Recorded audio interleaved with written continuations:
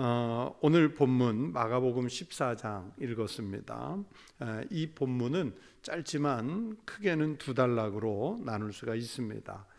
첫 번째 단락은 12절부터 21절까지인데 예수님께서 십자가에 달리시기 전에 마지막 만찬을 준비하시는 내용이고, 그리고 준비된 장소에서 식사를 하시는 장면이 나옵니다. 그리고 두 번째는 22절부터 25절까지인데 여기에는 성찬을 제정하시는 내용의 말씀이 나오고요. 단락에 굳이 넣지는 않았지만 세 번째 26절은 별도로 그 성찬 이후에, 만찬 이후에 감람산으로 예수께서 올라가시는 그 내용으로 되어 있습니다. 먼저 첫 번째 단락 중에서도 첫 번째 단락을 제가 12절부터 21절이라고 말씀을 드렸는데, 그 첫 번째 단락도 두 개로 제가 조금 쪼갰습니다. 그래서 먼저는 12절부터 16절을 그 첫 단락 중에 첫 소절로 잡았습니다. 여기에 보시면 제자들이 염려를 하지요. 우리가 어디로 가서 유월절 식사 준비를 할까 하고 염려를 합니다. 지금 예수님과 제자들이 염려하는 대로요, 예루살렘에서 식사할 장소가 마땅히 마련되어 있지 않은 상태라는 것을 이 본문을 통해서 알 수가 있습니다. 당시에 유월절 관례대로라고 하면 모든 이스라엘 백성, 그 중에서도 특히 남성은 성경에 나온 대로 예루살렘에 올라가야 하지 않습니까? 1년에 3차례 중에 한 번인데, 그래서 유월절 식사는 보통 예루살렘에서 하게끔 되어 있습니다. 요즘처럼 식당이 많고 곳곳에 식당이 발달하고 문을 열어서 아무 데서나 가서 돈을 내고 사 먹는 그런 구조가 되어 있지 않기 때문에 그들 나름대로 예루살렘에서 식사하는 방식이 있는데, 어떻게 하느냐? 예루살렘에 사는 주민들은요, 다른 지방에서 명절을 지키기 위해서, 즉 하나님의 성전에 경배하기 위해서 절기 지켜서 올라온 지방 사람들이 있으면 자기 집에 묵고자 할 때에 거절하지 않고, 또 그러면서 장소를 제공하고 한 끼의 식사를 제공해 드리는 것이 하나의 그들만의 예의였습니다. 예의였어요. 유목민들이 갖고 있는 독특한 문화지요. 그래서 지금도 그렇거든요. 베드윈들, 또 몽골에 가면 게르에 살고 있는 유목민들은요, 사람이 찾아오면 그들에게 어떤 비용을 받지 않고 잠잘 수 있는 장소, 그 다음에 그들이 먹을 수 있는 양식을 제공해 주는 것이 베드윈이나 또는 몽골족 또는 그 당시에 유대인들의 하나의 그 아름다운 풍습, 관습, 이런 것이었습니다. 그래서 예루살렘 주민들도 성전에 찾아오는 각 지방의 많은 사람들이 당연히 있었을 것 아니겠어요? 그래서 그들이 올라오면 그들을 묵게 해주고, 그리고 유월절 한 끼의 식사를 할 수 있도록 제공해 주는 그런 예의를 가지고 있었습니다. 그런데 제자들이 왜 염려했을까요? 그들은 이제 한두 명의 그 참배객이 아니라 지금 예루살렘에 머물고 있는 상태인데, 예수님과 제자들 그리고 또 다른 작은 무리들이 따라다닌단 말이에요. 물론 예수님과 제자들이 식사를 하면 되지만 음식을 미리 장만하는 데 필요한 비용과 시간의 문제가 등장을 하고, 그리고 또 예루살렘의 분위기를 보니까 예수님이 예루살렘에 입성하실 때는 막 호산나 호산나 다윗의 자손이여 하고 찬송을 불렀지만, 그러나 이미 그 핵심 세력이라 할 수 있는 바리새인들, 사두개인들, 제사장들, 이 사람들은요 지금 예수님 일행에 대해서 맞닥지 않게 생각하고 있었단 말이에요. 그러면서 실제적으로 예수님을 죽이려고 하는 그 행동이 구체화되고 있는 그런 분위기가 성경 곳곳에서 감지되고 있었습니다. 바로 이럴 때 예수님이 나귀를 구할 때 두 제자를 보내서 묶여있는 낙이 끌어오라고 이렇게 말씀하신 적이 있죠. 그런데 그때처럼 이번에도 제자 둘을 예수님께서 보내십니다. 그 오늘 성경 본문은 마가복음에서는 제자 둘이라고 말씀하셨는데 누가복음 22장 8절에 의하면 그 두 명의 제자는 베드로와 요한이었습니다. 그래서 이 사람들이 가서 예수님 말씀을 들은 대로 만난 사람에게 전했고, 또 그러면서 필요한 식사의 장소와 식사를 공개받을 수 있는 이런 것들을 얻어낼 수 있었습니다. 그런데 제자 둘이 이제 예수님의 말씀을 따라서 가는데 예수님이 그랬거든요. 주님을 위해서 준비된 사람이 있다는 거예요. 물 한 동이를 가지고 가는 사람 만날 것이라고 그랬어요. 그런데 이 물 한 동이를 가지고 가는 사람 했을 때 사람이라는 이 단어가 헬라어로는 안드로포스라는 단어를 썼는데, 여러분 헬라어에는 아주 정확하게 남성, 여성 이런 게 표현이 돼 있어요. 사물도 남성인지 여성인지 이런 것들이 다 정확하게 돼 있기 때문에 여기에 우리처럼 사람 그러면 그게 남자인지 여자인지 모르는 그런 언어가 아니에요. 아주 선명하게 구분해 쓰는데, 이 안드로포스, 물 한 동이를 가지고 가는 사람 할 때 좀 더 정확하게 번역하면 물 한 동이를 가지고 가는 남자를 만날 것인데, 그런 뜻이에요. 이 남성형이에요. 그런데 물을 깃는 것은 사실 당시에 여자들의 몫이었습니다. 그런데 이 사람은 물 한 동이를 가지고 가는 사람, 남성이란 말이에요. 그래서 신학자들은 이 사람이 남자 노예였거나 아니면 또 많은 경우 마가가 아니었을까 그렇게 추측을 하지요. 아무튼 오늘 본문 속에 물 한 동이를 가지고 가는 사람의 그 집의 집주인은 예수님을 상당히 존경하는 사람이었을 것이고, 또 예수님의 말씀을 자주 듣고 그 가르침을 따르는 사람이었을 것이다, 그렇게 예상할 수 있습니다. 그래서 예수님과 미리 사전에 약속, 요즘 말로 표현하면 예약을 해두지 않았을까, 신학자들은 그렇게 추측하는 경우들도 많이 있습니다. 왜냐하면 이미 예루살렘 분위기에서는요, 예수님을 경계하는 분위기가 퍼져나가고 있었기 때문입니다. 그래서 바리새인들이나 또는 그 사두개인들 이런 사람들의 시선을 피해서 예수님께 장소를 제공해 준다는 것은, 이것은 신앙의 용기가 매우 필요한 일이었기 때문입니다. 그래서 이 사람은 자기의 어쩌면 그 손해를 입을지도 모르는, 아니면 바리새인들이나 사두개인들 이런 사람들에게 어쩌면 불이익을 크게 당할지도 모르는 위험한 일을 하고 있는 거예요.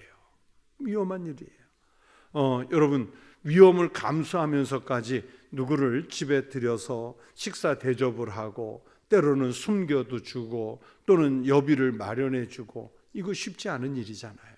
지금 예루살렘에서 느끼는 그 기운이 그런 상태에서 예수님이 우리 집에 제자들의 무리를, 그것도 많은 사람들이 지금 관심을 집중해서 보고 있는 예수의 무리를 그 집으로 맞아들여서 장소를 제공해 주고 식사를 제공한다는 것은, 이것은 큰 것을 내드리는 것이고 큰 용기를 내는 그런 상황이라는 말입니다. 그래서 오늘 본문을 보면서 이런 생각을 했어요. 여러분, 우리는 예수님께 뭔가를 드린다, 그렇게 말은 생명까지도 드립니다, 나의 전부를 드립니다, 돈만 빼고 그러잖아요. 그렇죠? 내 시간만 빼고 우리는 예수님께 드리려고 한다고 말은 하는데요, 일단 내 형편부터 살펴봐요. 그렇죠? 형편을 살펴요. 그러나 이 말씀 속의 주인공처럼 정말 예수님을 사랑하는 사람들은요, 내게 있는 그 계산부터 하는 것이 아니라 일단 예수님을 위해서 드리고 봐요.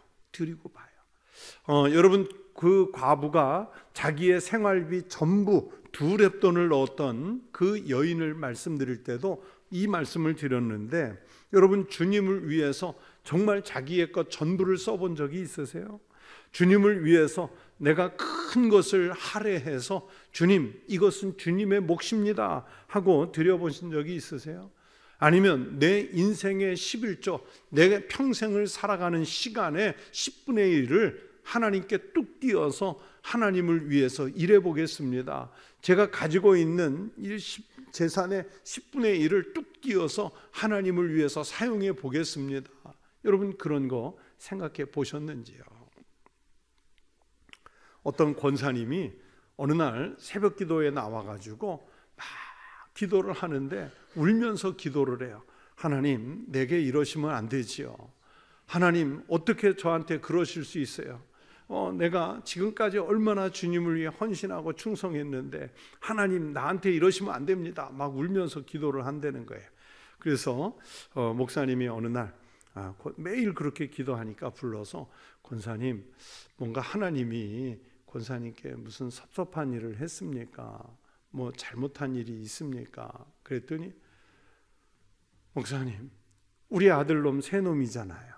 그런데 큰아들 내가 그냥 뼈 빠지게 수고하고 공부 가르쳐서 서울대 의대 보내놨더니요, 이제 모든 인턴 레지던트 과정 다 마치더니 이제 하는 말이 훈련 다 마쳤으니까 선교사 간답니다. 선교사 간대요. 제가 그놈 선교사 보내려고 공부시킨 거 아닌데요.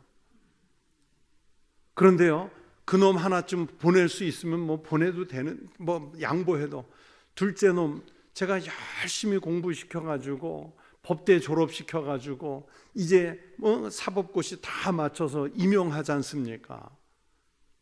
저는 제 아들이 검사나 판사가 돼서 정말 나라에 큰 일을 했으면 좋겠는데, 이놈이 형의 영향을 받아가지고 세계 그 선교사로 나가서 법 때문에 고통 겪는 어려운 이웃을 돕겠다고 나간답니다.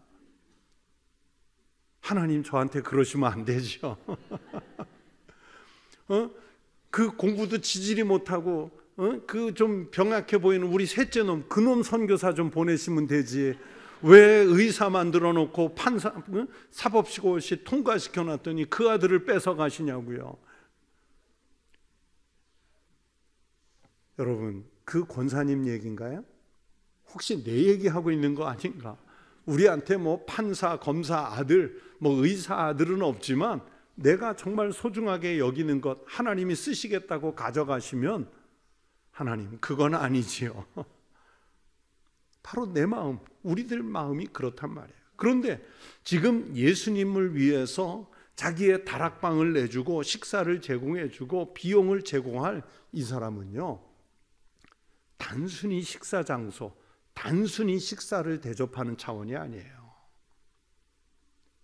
이것은 일제시대 때 경성 한복판으로 독립군 끌어들여서 식사 제공하는 거하고 마찬가지 일이란 말입니다. 이렇게 설명을 드리면 조금 느낌이 오시는지 모르겠어요. 자기 형편을 살펴본 것이 아니라 정말 예수님을 사랑하고 존경하기 때문에, 믿는 믿음 때문에 자신의 것 중에 생명까지도 드리겠다는 그 헌신이 이 과정 속에 들어가 있어요. 그냥 단순히 제자 둘을 보내서 물동이 이고 가다가 만났던 말씀을 들었더니 그래 어서 오십시오, 이런 차원이 아니라는 얘기예요. 여러분, 우리도 우리가 가지고 있는 것 중에 정말 큰 것, 내가 소중히 여기는 것, 그것을 한번 뚝 띄어서 생명과도 같이 여기는 그것을 떼어서 주님께 드리는 큰 믿음을 갖는 성도 되시기를 축원합니다. 그러면서 첫 번째 단락의 두 번째 17절부터 21절에 예수님은 자신이 12제자 중에 한 사람에 의해서 팔릴 것이라고 식사 중에 예언을 하시죠. 여러분, 오늘 이 만찬은 그래서 예수님이 제자들과 함께 하시는 이름 그대로 최후의 만찬인 동시에 앞으로 우리 교회가 중요하게 지켜야 할 성례전, 성찬식을 제정해 주시는 내용의 말씀입니다. 원래 6월절 만찬은요, 6월절이 시작되기 직전인 금요일에 먹어야 합니다. 금요일에 유월절 식사를 해요. 그런데 예수님은 유월절이 시작되면 이제 붙잡히실 것이고요, 십자가에서 순환 당하실 것이라는 것을 예수님 자신이 잘 알고 계셨기 때문에 전통적인 만찬일, 즉 금요일보다 하루 앞당겨서 목요일에 식사를 하고 계시는 내용이 오늘 장면이에요. 목요일이에요. 그래서 성찬을 집례할 때 제가 자주 말씀드리잖아요. 예수님께서 잡히시기 전날 밤, 그죠? 예수님이 붙잡히신 날은 금요일이란 말입니다.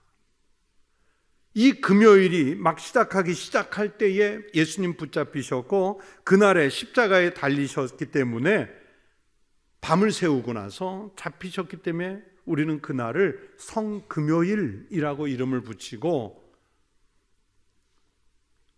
성만찬은 그 금요일 저녁에 하신 거예요. 그래서 이 17절에 보면 저물매라는 단어가 나오죠. 이 저물매라는 시점이 언제냐? 지난번 6월절에 대해서 지난 시간에 설명을 드리면서 니산월 12일이, 그러니까 정월 12일이 지나고 6월절을 준비하는 13일이 이제 막 시작되는 때예요. 그래서 우리 왜 그런 얘기 하잖아요. 13일의 금요일, 그죠? 예수님 잡히시면서 죽으신 날 알고 계시죠? 뭐 13일의 금요일은 저주받은 날이다 뭐 그러는데 그때예요. 그런데요, 지금도 똑같거든요. 유대인들과 무슬림은 하루가 언제냐? 아니 그러면 예수님 우리 식으로 계산하면 목요일 밤에 잡히셔가지고 금요일 날 새벽에 잡혀셔서 밤새 재판받고 금요일 날 돌아가셨는데, 그럼 목요일 날 돌아가신 거, 즉 잡히신 거 아니냐? 이렇게 오해할 수 있는데 아니에요. 유대인들과 무슬림들의 하루는 언제냐? 하루가 언제 시작됐냐? 해가 질 때. 그리고 다음 날 해가 또 질 때까지가 하루인 거예요. 하루. 그래서 이슬람 사람들이 지금도 라마단을 하면 그렇게 계산하는 걸 아마 많이 보실 거예요. 그렇기 때문에 해가 저물매, 그러면 이 저물 때가 새 하루가 시작되는 시점이에요. 그래서 새 하루가 시작되는 때에 예수님이 12명의 제자들을 데리시고 예루살렘에 들어가셨어요. 그런데 지난 시간에 봤던 3절에 보면 베다니 나병 환자 시몬의 집에 계셨다 그렇게 되어 있는데, 성 안으로 이제 또 들어가시는 거잖아요. 그래서 이 베다니 시몬, 베다니 동네에서부터 예루살렘까지는 약 3km, 심리가 안 되는 거리이기 때문에 쉽게 이동할 수 있는 거리입니다. 본문 17절부터 21절 사이에 누가복음에 의하면 제자들 사이에 누가 더 높은가, 이 다툼이 한번 일어났죠. 또 요한복음에 의하면 예수님이 그 만찬을 할 때 제자들의 발을 씻겨주시는 세족의 시간이 있었습니다. 그런데 오늘 우리가 읽은 이 마가복음 본문에는 그 내용은 빠져 있어요. 자, 그래서 18절에 이제 해가 저물 때, 그때에 앉아서 먹는 식사를 하죠. 앉아 먹을 때에 그랬어요. 요것도 조금 설명이 필요한데, 유대인들이 원래 유월절 식사는요 서서 먹어야 됩니다. 서서 먹어야 돼요. 출애굽기 12장 11절 말씀해 보시면 너희는 그것을 이렇게 먹을지니 그랬어요. 유월절 무교절이 제정되는 내용이죠. 이렇게 먹으라 그랬어요. 어떻게? 허리에 띠를 띠고 발에 신을 신고 손에 지팡이를 잡고 급히 먹으라. 이것이 여호와의 유월절이니라. 자, 신발을 신고 허리띠는 메고 손에 지팡이 들고 왜 서서 먹었을까요? 왜 서서 먹어야 했을까요? 이제 지금 출애굽할 때라고 그랬잖아요. 하나님이 여기 땅 하면 갈 준비를 하는 거예요. 애굽을 탈출하는 일이 급박하게 이루어질 것이기 때문에 떠날 준비를 한 채로 서서 먹어야 했습니다. 근데 이제 바뀌는 거죠. 우리도 이렇게 급박하게 밥 먹는 문화가 하나 있어요. 예전에 제가 대학 다닐 때 우리 학교에 강사로 오신 분 중에 누가 계셨냐면 인간문화재 명창이신 박동진 명창이 계셨어요. 아시죠? 우리 것은 소중한 것이요. 이 박동진 명창이 장로님이세요.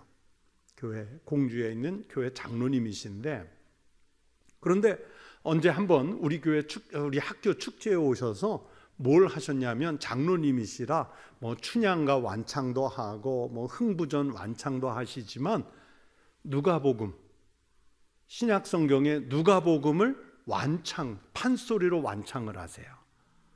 4시간 50분. 근데 학교에서는 뭐 다 할 수 없으니까 한 2번 초청해 가지고 2시간 반씩 이렇게 했는데 학생들이 정말 재밌었어요. 창이 저렇게 재밌다. 그래가지고 학교에다가 학교가 뭐를 했냐면 박동진 장로님의 판소리를 개설을 했어요. 저는 학생들이 많이 들을 줄 알았는데 몇 명 안 듣더라고요. 근데 그 몇 명 안 들은 사람 속에 누가 있었을까요? 제가 있었어요. 그래서 제가 판소리를 그 당시에 좀 배웠어요.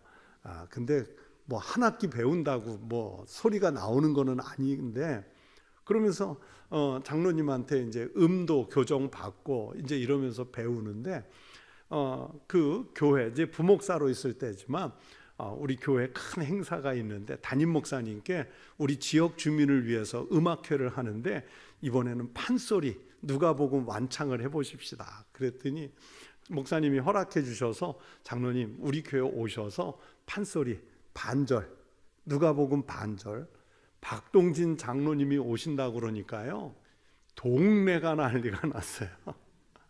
그냥 정말 예배당 꽉 채우고 의자 서서까지 꽉 채웠는데, 이제 제가 장로님 식사 무대에 서시기 전에 식사를 대접해 드려야 되는데 뭐를 제일 좋아하시냐고, 뭐 호텔에 갈지 뭐 이렇게 마음속에 생각하고 있는데 나는 된장국이 최고요 그러시더라고요. 그래서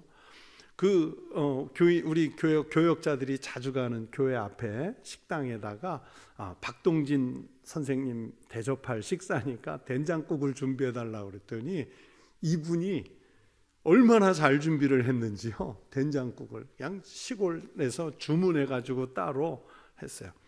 근데 그 집이 사실은 뭐가 맛있냐면 비빔밥이 맛있어요.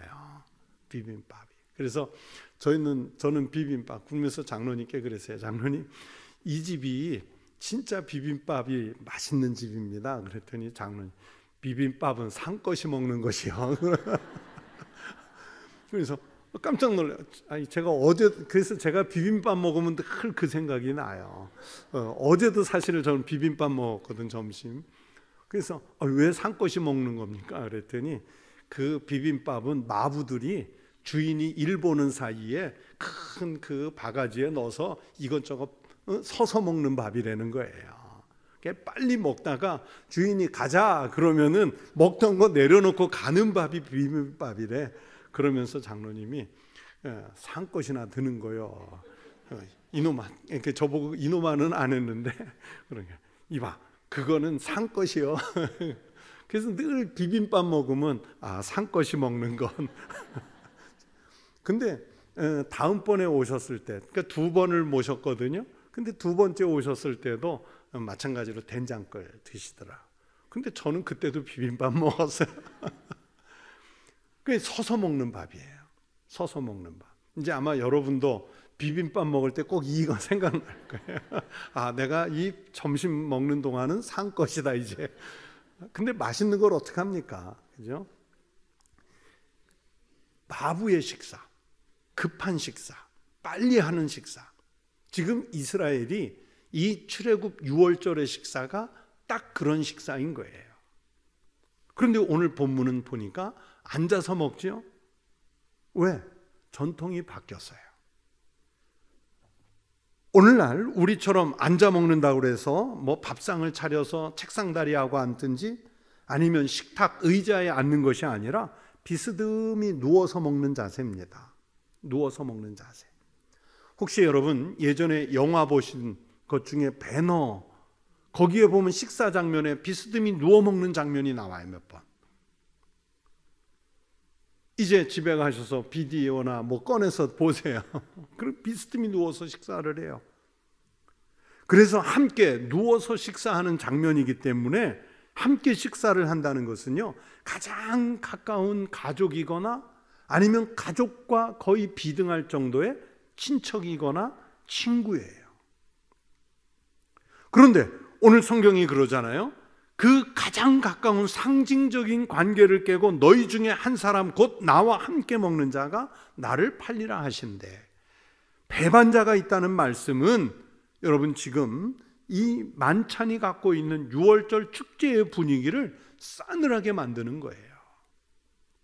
함께 식사를 한다는 것은 가깝고 서로 존중하고 나아가 운명을 같이 한다, 이런 의미를 가지고 있는데, 이렇게 함께 만찬을 먹은 후에 나를 배반하는 행위가 있다, 이 얘기를 하시고 있습니다. 즉 이 식사 후에 배반을 하는 행위는 아주 악한 비윤리적 행위로 여겨지는 일이었습니다.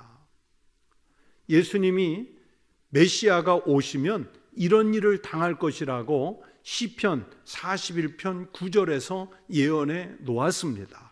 내가 신뢰하여 내 떡을 나누어 먹던 나의 가까운 친구도 나를 대적하여 그의 발꿈치를 들었나이다. 여러분, 모르는 사람이 돌아서는 것은요, 배반이 아니에요. 배반이 아니에요. 언제 우리가 배신감, 언제 우리가 배반감을 느낍니까? 가장 가까운 사람이 돌아설 때, 그때 배신감, 배반감을 느낍니다. 여러분, 목회하면서, 목사로서 살면서 여러분, 누가 저를 속상하게 할까요? 누가 한국교회 목사님들을 속상하게 할까요? 어느 날 불교 승려가 와서 목사님 그렇게 목회하는 거 아닙니다 하고 한번 저한테 항의하는 일이 있을까요? 없을까요? 없어요. 아니면 옆에 뭐 내덕동 성당 신부님이 오셔서 뭐 주교 신부님이 오시든 보좌 신부님이 오든 와서 목사님 천국교회에서 그렇게 목회하시는 거 아닙니다 하면서 저에게 시비를 걸까요? 안 걸까요? 안 걸어요. 저도 승려들에게, 저도 신부들에게 시비 안 걸듯이 그분들도 저에게 안 걸어요. 아니면 뭐 가까운 공무원들이 와서 천국교회를 뭐 감시, 감독한다고 하면서 시비를 걸까요? 아니, 없어요. 아니면 교회 밖에 있는 예수 안 믿는 사람들이 목회자를 공격하거나 뭐 기독교를 향해선 삿대질하고 비난할 수는 있겠지만, 그렇다고 해서 목회자 개인을 특정해 가지고 공격하거나 배반할까요? 아닙니다. 여러분, 왜 힘이 드는 것이냐면 가장 가깝게 있는 교인이거나 아니면 같이 동역하는 목회자가 배신할 때, 그때 힘이 드는 거예요. 그런 일 때문에 배신감, 배반감을 느끼면서 힘들어지는 거예요. 그것은 입장 바꿔놓으면 또 반대겠죠. 내가 그래도 영적 지도자처럼 여기고 따랐던 우리 교회 목사님이 뭐 어느 날 바람을 피웠대, 뭐 도박을 했대, 뭐 이러면서 소문이 나면 교인들 입장에서는 아니, 얼마나 배반감을 느낄까. 그렇지 않습니까? 그건 서로 마찬가지잖아요. 그런데 지금 예수님이 오늘 같이 식사하는 너희 중에 어떤 한 사람이 나를 팔 것이다, 여러분, 이 말을 들었을 때 제자들이 얼마나 충격을 받았을까요? 그래서 깜짝 놀라가지고 혹시 자기일까 확인을 하죠. 19절에 보면 그들이 근심하며 하나씩 나는 아니지요 하고 말하기 시작하니, 또 마태복음 26장 22절에도 보면 그들이 몹시 근심하여 각각 여짜오되 주여 나는 아니지요, 그렇게 항변을 해요. 어떻게 하든 자기들은 발뺌을 하고 싶었고 자기가 아니기를 진심으로 바라고 있었습니다. 지금 이 상황의 전개를 보면요, 제자들은 예수님이 죽으신다는 그 위기보다 자기가 혹시 예수님의 죽음에 연루되는 범인이 아닐까, 이것부터 걱정을 하고 있습니다. 이 비겁한 태도지요. 다소 비겁한 태도예요. 혹시 자기가 예수님 몇 년 따라다녔으면서도 불확실한 신앙의 소유자는 아닐까? 지금 제자들의 질문 속에는 이런 염려가 들어 있습니다. 그런데 예수님 뭐라고 말씀하세요? 나와 함께 그릇에 손을 넣는 그가, 이렇게 말씀하셨고요. 마태복음에서는 그 사람이 가룟 유다라는 것을 분명히 하셨어요. 예수님을 배신하는 제자가 다름이 아니라 함께 그릇을 사용할 정도로 가깝고 신뢰하는 사람이라는 뜻입니다. 그래서 시편 41편 9절 말씀, 아까 읽어드렸던 대로 정말 가까운 친구, 내가 신뢰해서 내 떡을 함께 나눠 먹던 나의 친구가 나를 대적해서 그의 발꿈치를 들 것이다. 그 얘기예요. 그 얘기. 그 예언이 지금 이 성만찬 시간에 성취가 되고 있습니다. 아니, 그릇에 함께 손을 넣는다. 이게 무슨 의미일까요? 이 본문 속의 그릇이 어떤 그릇이냐면요, 이스라엘 사람들이 식사를 할 때 건포도 또는 무화과 이런 열매들에다가 식초, 물 또는 달짝지근한 것, 이런 것들을 배합해서 만드는 일종의 스프, 아니면 우리를 요즘으로 치면 소스, 이런 거예요. 그런데 한 사람이 하나씩이 아니라 2, 3인에 하나씩 놓는단 말이에요. 그런데 옛날 예수님 당시에 식사를 포크나 나이프, 수저 이런 걸 이용했을까요? 아니요. 뭘로 식사를 했을까요? 손으로. 그렇죠? 영화 속에서 보면 다 손으로 해요. 손으로 식사하는 문화인데, 빵을 손으로 떼어서 지금 준비되어 있는 그 그릇에 함께 찍어 먹는 거예요. 같이 찍어서 먹는 거예요. 그래서 우리 성금요일 날 성찬식 할 때 어떻게 해요? 그렇게 하시잖아요. 이게 다 폼내자고 하는 게 아니라 다 이유가 있는 거예요. 그래서 함께 그릇에 함께 손을 넣는 사람이라고 표현했습니다. 그래서 이 관계는요, 배신해서도 안 되는 관계고, 함께 그릇에 손을 넣는 사람은 절대적인 신뢰의 관계입니다. 여러분, 우리도 주님의 식탁에 초대돼서 성찬을 받는 사람들이지 않습니까? 그러면 주님을 배신해서는 안 됩니다. 왜냐하면 그분은 우리와 함께 식사를 할 뿐만이 아니라 생명의 떡을 우리에게 주시는 분이시기 때문입니다. 그래서 교회 안에서도 동역자 간에 혹은 성도들 사이에 배신이 있어서는 안 돼요. 서로 신뢰가 넘쳐야 합니다. 그런데 오늘 성경에서 그 신뢰의 관계를 깨는 사람은 어떻게 될까? 21절에 보면 인자는 자기에 대하여 기록된 대로 가거니와, 즉 예수님은 성경에 예언된 대로 갈 길을 가시지만 인자를 파는, 예수님을 파는 그 사람에게는 뭐가 있다고요? 화가 있으리로다. 그 사람은 어떻으면 좋았어요? 차라리 나지 아니하였더라면 자기에게 좋을 뻔하였느니라 하시니라. 여러분, 배신의 결과, 주님을 믿는다, 주님의 사람이다 그러면서 배신했을 때는 화가 있을 것이다. 그리고 그 영혼은 나지 않았으면 좋겠다는 얘기는 뭐냐면 차라리 천국에 들어가지 못할 것이라는 말씀이에요. 그래서 교회에서 믿음 안에서 신뢰 관계를 깨지 마시기 바랍니다. 주님과의 신뢰, 목회자와 성도 사이의 신뢰, 성도와 성도들 사이의 신뢰, 가족과 가족들 사이의 신뢰가 깨지면 이건 아픈 거예요. 힘이 들어요. 끝까지 변함없는 천국에 들어갈 때까지의 우리의 믿음을 잘 지키는 성도 되시기를 축복합니다. 마지막 22절에서 26절 앞에서 말씀드린 성만찬을 이제 제정하시는 말씀이라고 그랬죠. 유대인들이 출애굽을 기념하면서 나누던 유월절 식사가 이제 우리 기독교에 있어서는 구원의 상징이 되는 예식이 됐습니다. 여러분, 유월절이 뭡니까? 유월절을 한자로 써놓으면요, 너물유 너물월자예요. 그래서 넘어간다는 뜻이에요. 영어로 이것을 패스오버라고 우리가 그러거든요. 그러면 왜 언제 무엇을 넘어갔습니까? 그렇죠. 출애굽 때 하나님이 애굽에 재앙을 내릴 때 10번째 재앙이 뭐였어요? 장자, 그냥 주인의 장자든 노비의 장자든 심지어 집에서 키우는 가축의 장자든 모든 장자를 죽이는데 이스라엘 사람들만 어린 양의 피를 문설주에 바르면 어떻게 했어요? 넘어갔잖아요. 패스오버, 유월. 그런데 출애굽할 때 보면요, 허다한 잡족이 따라 나왔다고 그래요. 그러면 하나님의 역사를 봤기 때문에 이방인 중에도 아니면 심지어 애굽 사람 중에도 그것을 믿은 사람은 어린 양의 피를 어떻게 했을까요? 발랐겠지요. 그러면 유대인들은 다 발랐을까요? 성경에 써 있지는 않은데요, 안 바른 유대인은 어떻게 됐어요? 죽는 거예요. 그래서 유월절이 제정이 됐는데 넘어가서 하나님의 그 죽음의 사신이 넘어가면서 재앙을 면했어요.